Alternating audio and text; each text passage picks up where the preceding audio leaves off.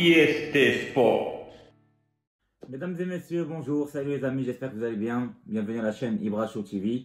Alors dans cette vidéo, tout simplement, on va parler, après l'élimination du Maroc, c'est quoi exactement le problème et c'est qui le fautif tout d'abord, c'est qui le fautif pour cette élimination-là et qu'est-ce qu'il faudra faire pour justement éviter un nouveau échec lors par exemple de la Coupe d'Afrique qui va arriver l'été prochain en 2023 ou tout simplement pour les barrages là qui vont arriver bientôt au mois de mars pour la Coupe du Monde qu'on va jouer contre le Congo. Donc on va tout d'abord parler de ça et après on parlera aussi pour résumer un petit peu et analyser les matchs des demi-finales, que ce soit le match d'hier entre le Sénégal et le Burkina Faso et le match de ce soir entre l'Égypte et le Cameroun.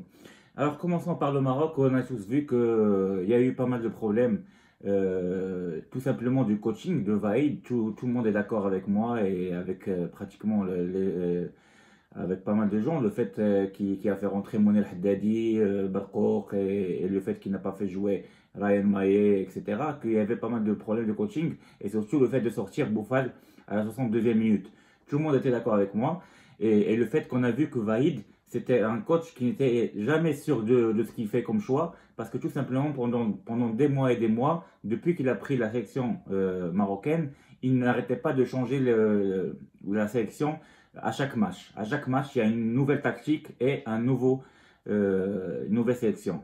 À chaque match, à part la défense qu'il a enfin compris, c'est qui ses meilleurs défenseurs, vraiment à partir des qualifications de la Coupe d'Afrique, la Coupe du Monde surtout, il a compris c'est qui le meilleur gardien et les défenseurs, les quatre défenseurs. Avec le milieu défensif Amrabat, qu'on sait très bien qu'il ne joue pas à Fiorentina, il n'était même pas titulaire, il était remplaçant. Donc il y avait un problème, c'est qu'il n'a même pas ramené un remplaçant à Soufiane Amrabat lui-même. Et il n'a même pas ramené quelqu'un qui peut l'aider au milieu de terrain pour avoir une fraîcheur, pour avoir un jeu serein au milieu de terrain et faire tourner la balle sans problème pour aller vers l'avant. Et c'est ça le problème qui nous manquait, c'est qu'il a mis qui? Il a mis Barkouk. D'après lui, c'est juste parce qu'à l'entraînement, il commence à jouer bien, lui et Haddadi justement, et l'a fait rentrer, il leur a donné confiance. Après, sachant que pendant les premiers matchs, ils n'étaient pas en forme et ils jouaient pas. Donc, comme par hasard, il a eu je sais pas, cette manière de penser et il a les a fait rentrer. On a bien vu que Barkouk, surtout en première mi-temps, il n'a pas aidé Sofiane Amrabat justement pour faire sortir la balle. Et quand on menait 1-0, c'est là où on devait justement aller vers l'avant pour marquer un deuxième et tuer le match. Bah non, pas du tout, on a reculé derrière. Et donc dans ce match contre l'Égypte, bah, c'était catastrophique. Devant, on a vu que deuxième mi-temps, quand ils ont marqué un but d'égalisation, bah, c'est pas le moment de faire sortir ton meilleur joueur Boufal. Au contraire, c'est pas parce que, d'après ce qu'il a dit là, ce matin à 11h, il a dit parce qu'il était un petit peu fatigué, il a perdu 2 ballons, je sais pas quoi, c'est pour ça que je l'ai fait sortir. Et mon Haddadi, pour lui, c'est le grandiose. Il l'a laissé pendant 110 minutes. C'est n'importe quoi. C'est pas parce que tu as perdu 2 ballons que ça y est, que t'es fini, que t'es cramé. Non, ça arrive de perdre 2 ballons. Son rôle, justement, en attaque, c'est d'essayer de percer, de dribbler, etc. Donc ça peut arriver de perdre les ballons. Et d'ailleurs, c'est pas sur ces pertes de ballons qu'on a pris un but. Et quand l'Égypte a marqué l'égalisation, il était cuit, justement, c'est eux qui étaient cuits, qui revenaient derrière, qui n'arrêtaient pas de perdre du temps avec le gardien qui tombait à chaque fois, avec n'importe quel joueur, il tombe à chaque fois, il fait les simulations, tout ça. Donc, Boufal, il devait le laisser à tout prix jouer sans problème. Et s'il avait un choix de faire rentrer quelqu'un comme Rahimi, il voulait faire un joker, sachant que Rahimi lui aussi n'était pas en forme parce qu'il n'a même pas joué, il n'a même pas essayé de le faire jouer pendant les 4 premiers matchs. Mais on a dit, ok, d'accord, Rahimi, on le connaît très bien, c'est quelqu'un qui est aussi rapide et qui peut être efficace et qui peut percer, etc. la défense. Ben, il devait le mettre justement à droite à la place de Mounir Haddadi, mais pas à la place de Boufal. Et Barkouk, le rythme du milieu de terrain, c'était très long. C'était très long avec Sofiane Amrabat qui ratisse très. Il arrive à récupérer bien la balle, mais pour aller vers l'avant, etc., pour faire la transition box-to-box, etc., il est trop lent et même en plus, il rate des ballons. Il fait du déchet. et Barkok aussi fait du déchet. Et Salim Amellah, comme par hasard, il n'était pas à son top niveau dans ce match-là. Donc s'il y avait des changements à faire, c'était au milieu de terrain. C'est qu'il devait faire entrer par exemple Louza dès le début. Et parce qu'on ne change pas une équipe qui gagne, c'est ça la mentalité de n'importe quel coach. Normalement, quand tu as une équipe qui gagne, tu la changes pas. Contre Malawi, quand tu avais un milieu de terrain avec Salim Amellah, Soufiane Amrabat et Louza, pas Barkok, bah, tu as gagné le match. Tu l'as pas perdu le match, tu l'as gagné. C'est vrai qu'on a vu qu'il y avait un trou dans le milieu de terrain, etc. Et on jouait directement les balles, les centres vers Hakimi, etc. Mais c'est pas grave. Après tout, tu laisses le milieu de terrain comme il est. Et après, si tu vois que contre l'Égypte, ça donne pas vraiment d'efficacité, là, tu peux ajuster le milieu de terrain et tu fais ce que tu veux. Et en plus, ne pas faire rentrer Barkok. Barkok, qu'est-ce qu'il va faire, Barkok? Si tu as à en faire rentrer, si tu fais rentrer un numéro 10 au milieu de terrain avec un vrai numéro 8 pour vraiment justement faire des tiki-taka au milieu de terrain et avancer vers la balle et essayer de jouer avec Boufal. Boufal le pauvre, il a trouvé personne avec qui jouer. Qu'est-ce qu'il va jouer avec un Srelek qui a deux pieds gauche devant? Il joue avec qui? Avec justement Salim Lahi, il était très loin. Et de son côté, qu'est-ce qu'il y a derrière lui? Il a Adam Massina, le pauvre, qui fait que taper la balle vers l'avant avec toute force et centrer de toute force. Il joue jamais à terre. Donc derrière lui, c'est Adam Massina.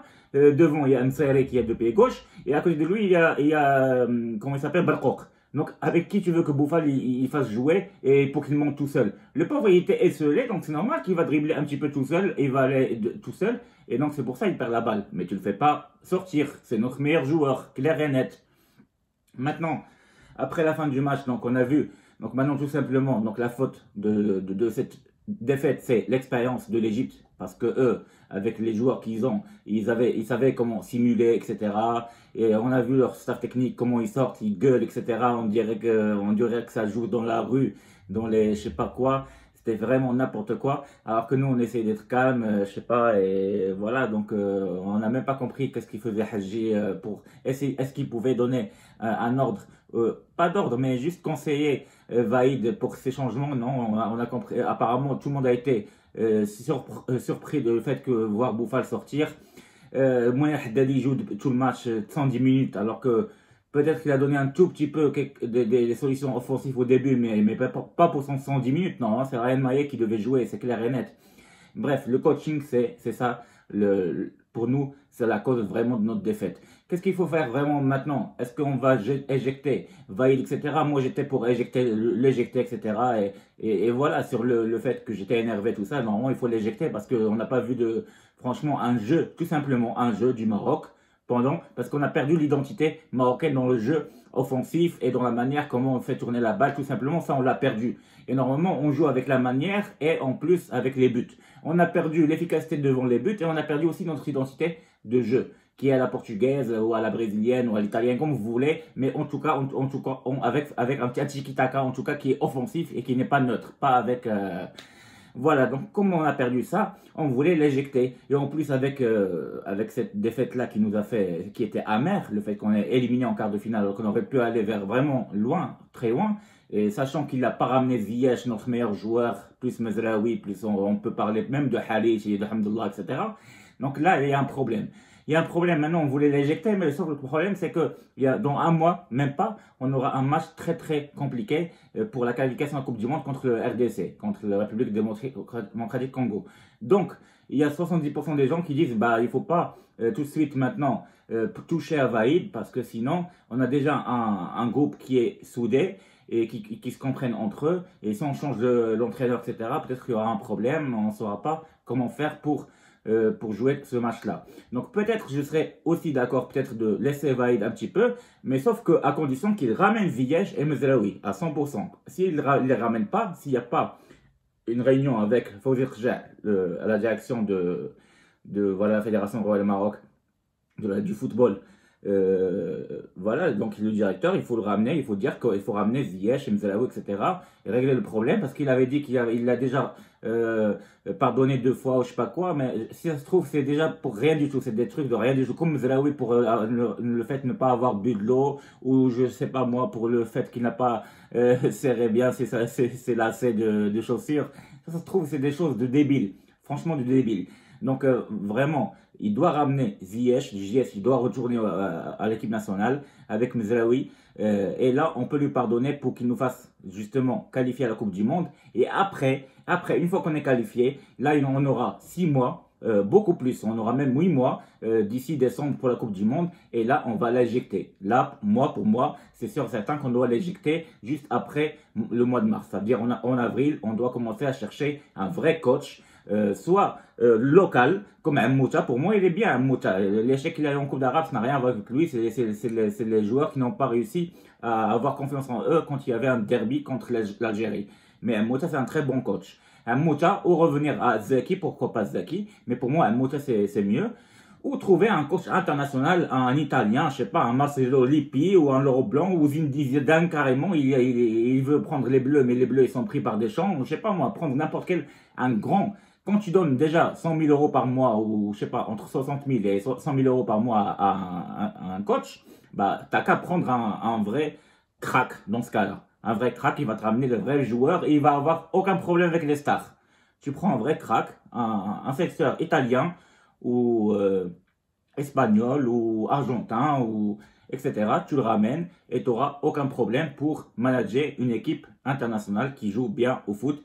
Et Inch'Allah, on fera quelque chose en coupe du Monde, mais avec tous nos moyens, c'est-à-dire tous nos armes, avec les meilleurs joueurs qu'on a. Avec Ziyech, Boufal, Mzraoui, et pourquoi pas Belhanda qui peut revenir au milieu de terrain. On a vu qu'au milieu de terrain, c'est pas tout à fait ça. Donc Belhanda, ça jouait mieux finalement avec lui quand il était agressif un petit peu, et la manière comment il remontait avec la balle. C'est vrai que des fois, il a fait des mauvais matchs, mais on peut lui pardonner. Pourquoi pas, il peut revenir.